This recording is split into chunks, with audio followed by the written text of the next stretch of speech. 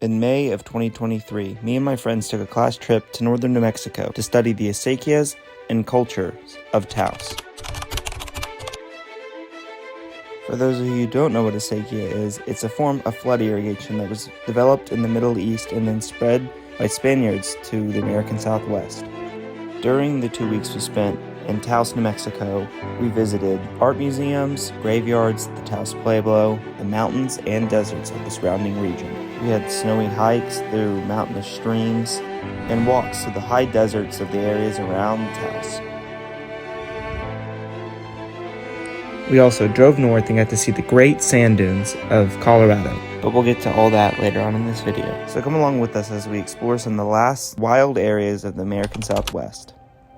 We left early in the morning, around 5 a.m., to then drive through the panhandle of Oklahoma, about 12 hours to Taos, New Mexico. Surprisingly, it rained for the majority of our drive until we got to the Rocky Mountains, which then it started to settle. On our drive up around New Mexico-Oklahoma border, we had sandwiches for lunch, and as we made it closer to the Rockies, we made some pit stops to get out and stretch our legs and kind of take in the areas around. It didn't record too much of the drive to New Mexico, and because of that, we are already here.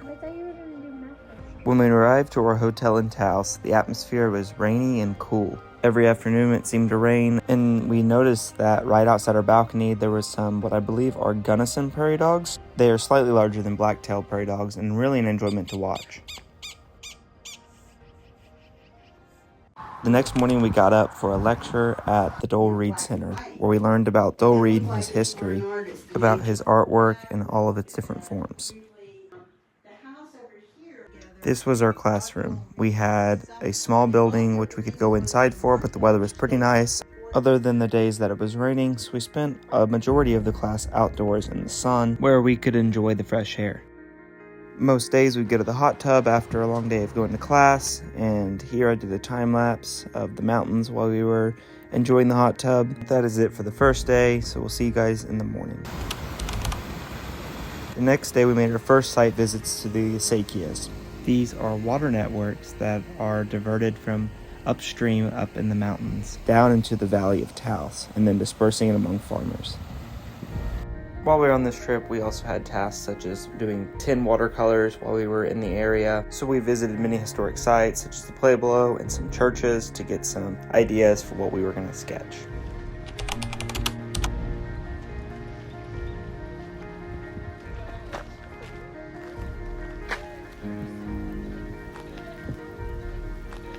As always, we enjoyed a beautiful sunset in Taos near our hotel, and we got to bed early so we could get up and do more the next day. The next morning, we did some research and got some maps together over the acequias, and then we went and got some lunch at a local grocery store, and then afterwards we went on a field trip to go visit up in the mountains near the mouth of the acequias, where it diverts from the river. Here it is. This is a baca. Essentially here, they divert the river into three parts where the main river continues heading down, and then two separate rivers flow down to the opposite sides of the valley and then flood irrigate for farmers to grow their crops. This year, they had an exceptional amount of rain, so as you see, the water's really high, and they ended up having a successful year of growing due to the heavy amount of snow they got in the winter of 2023. After visiting the baca, we continued heading in deeper to the mountains, heading to the town of Chamizo, New Mexico, where we went and watercolored this church you're seeing right here, and I did a quick time lapse.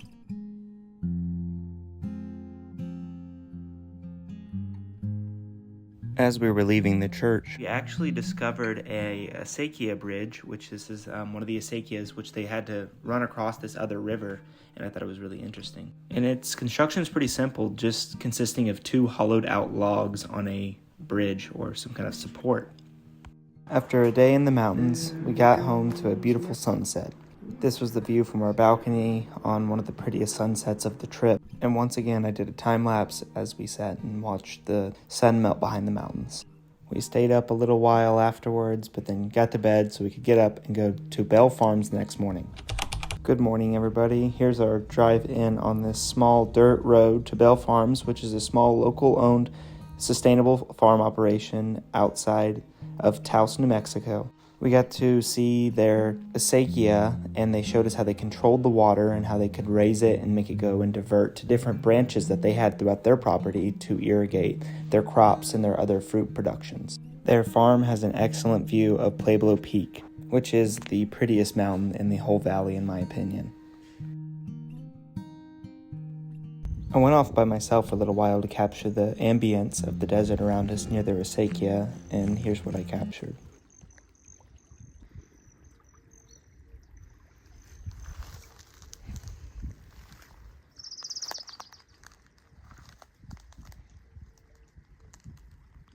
Here's a video of one of their acequias, which runs through a grove of trees, as you can see up ahead, and I ended up staying around and playing with it for a little while, and you'll see the water rise and decline right here.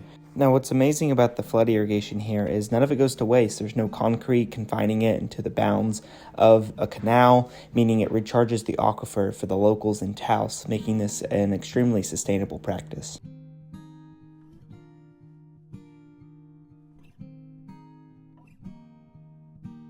Here's a watercolor my professor did while we were at Bell Farm of my truck, and I just wanted to show this because I really liked it.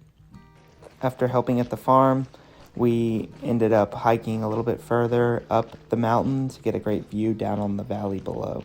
I actually found a vantage point on top a storage container up on this trail we found, so here's the view of the valley down below.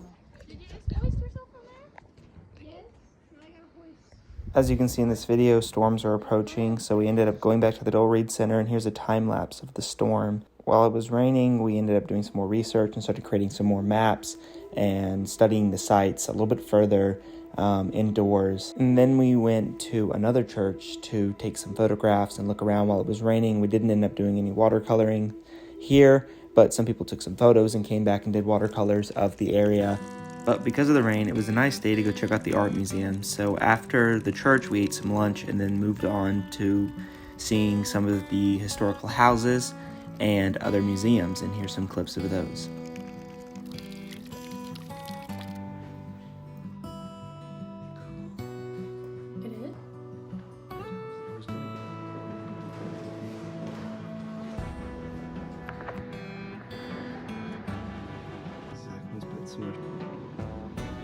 And first place.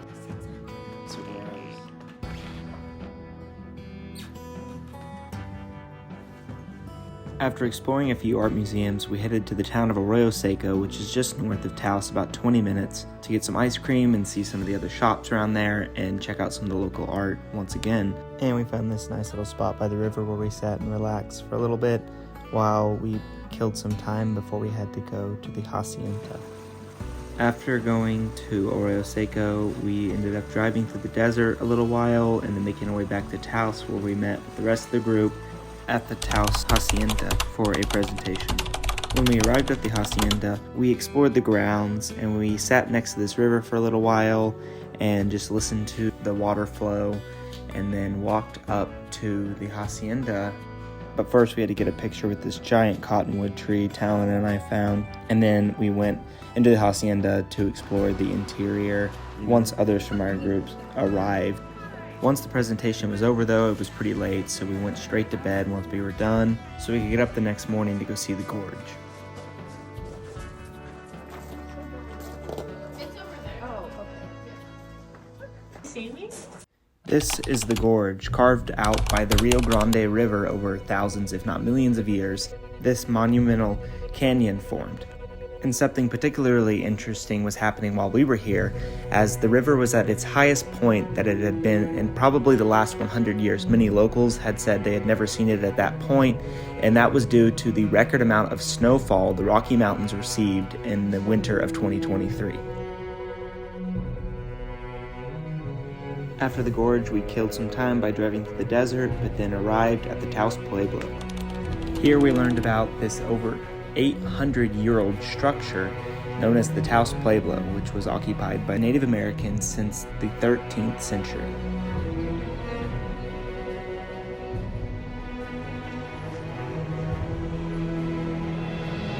After the Pueblo, me and a few of my friends went on the Enchanted Circle Drive, which is about a 90-mile drive loop through the mountains that starts in Taos and ends in Taos. My camera died, so I didn't get any video on this part of the trip, but here are some photographs that I took on the drive.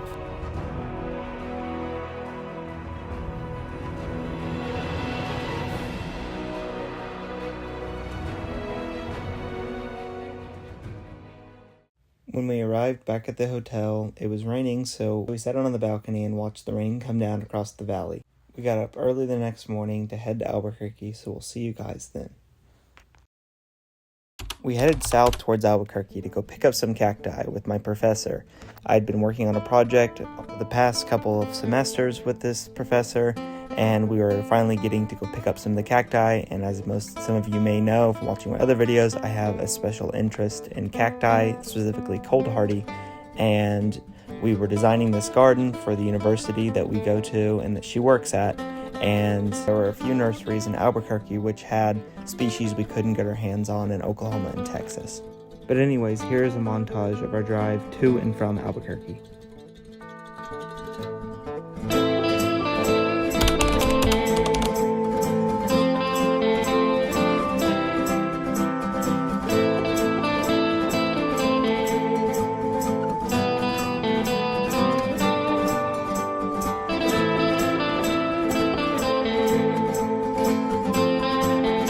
When we got back from Albuquerque, we had the rest of the day off, so we decided to go sit by the pool and get some sun. First, we went out to the balcony, warmed up, and then we went down, and we all got a little bit sunburned. With some downtime, I decided not to record. I took some time-lapse, and we ate some dinner, and once again hung out on the porch in the afternoon and watched the sun melt behind the Rocky Mountains.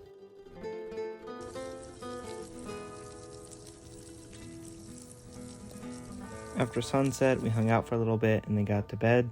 The next morning, we had downtime, so we headed to Taos Ski Valley, where we had planned on going to Williams Lake and hanging out, and then possibly even summiting Mount Wheeler, but the snow was much thicker than expectation due to all the snow I had mentioned before. This didn't allow us to get to go very far up the trail, but we went as far as we could up through the streams. But eventually, I got off by myself and fell through the snow up to my waist, and I decided it was getting dangerous, so I headed back where the rest of the group was. But here's a montage of the rest of our hike.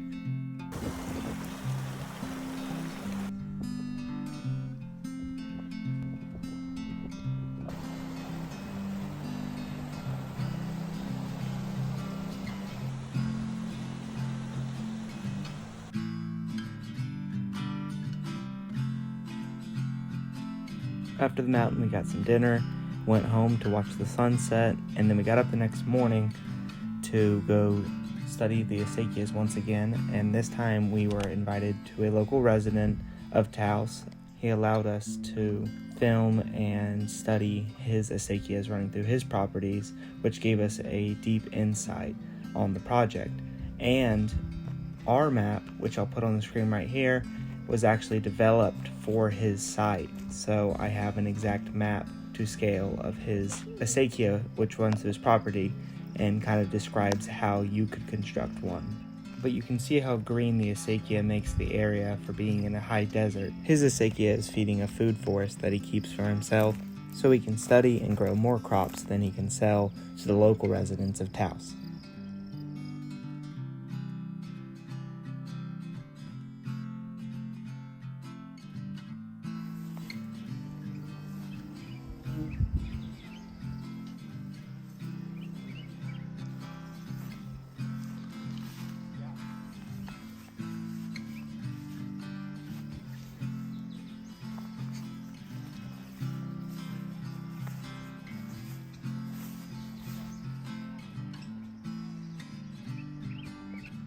Here's where his acequia drains. There's a long pipe here that directs the water down, and then gently where there is a steep slope where then it drains into a tributary of the Rio Grande down below his property.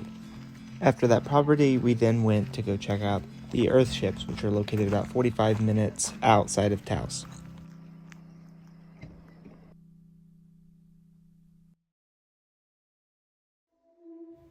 Earthships are a sustainable form of housing that originated from the 1970s, where hippies came out to the desert and built these homes out of recycled materials, and they ran completely off of solar electricity and were meant to be an extremely sustainable way of living.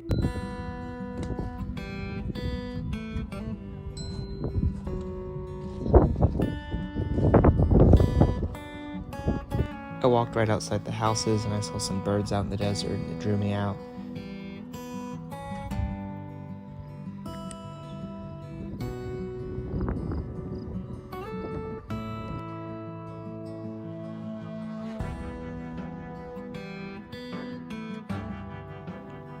After this, we headed back to the Dole Reed Center one last time to print off our final maps, which I'll put on the screen, and you can pause and take a look at the maps we created of the acequias of Taos.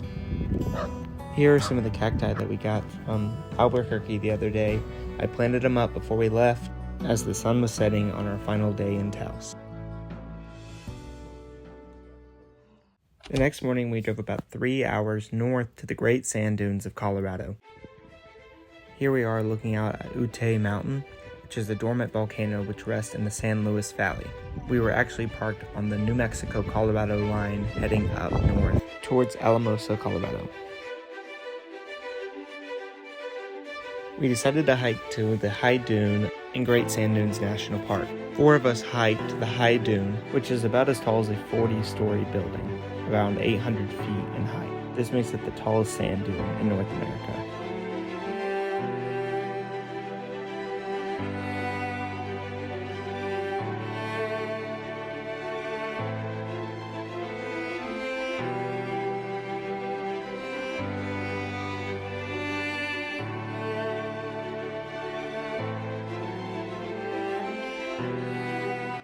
The wind was brutal and we didn't stay at the top of the dune long. We soon headed back down and then drove to BLM land, where we stayed the night right underneath the 14,000-foot mountain known as Blanca Peak. There were a few other people out there with us. The area around us was quite vast, so it really still felt like we were quite alone. When we arrived, we set up camp and we all relaxed for around an hour and took in the amazing scenery.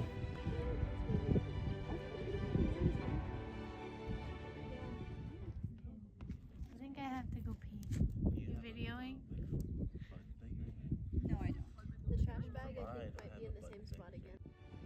I walked away from the camp for a minute and I spotted something moving, and I found this horny toad, which is the first one I've ever seen in my entire life, and I was really ecstatic about that.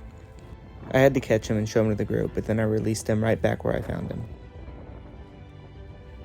After I returned the lizard, we all got up and we walked out across the desert and just kind of explored the surrounding area. Connor actually made it all the way to the base of the mountain, but Talon and I didn't make it that far. There were quite a few prickly pears all around the ground. We had to be cautious, so we ended up just standing around for a little while.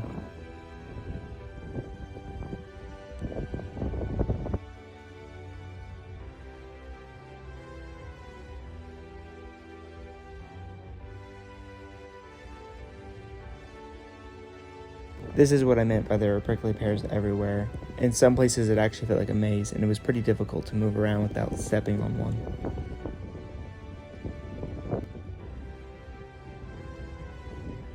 We watched the sunset out in the beautiful desert, and I got a few photographs of the mountains. But that is it for this video. I hope you enjoyed. Thanks for watching, and we'll see you next time.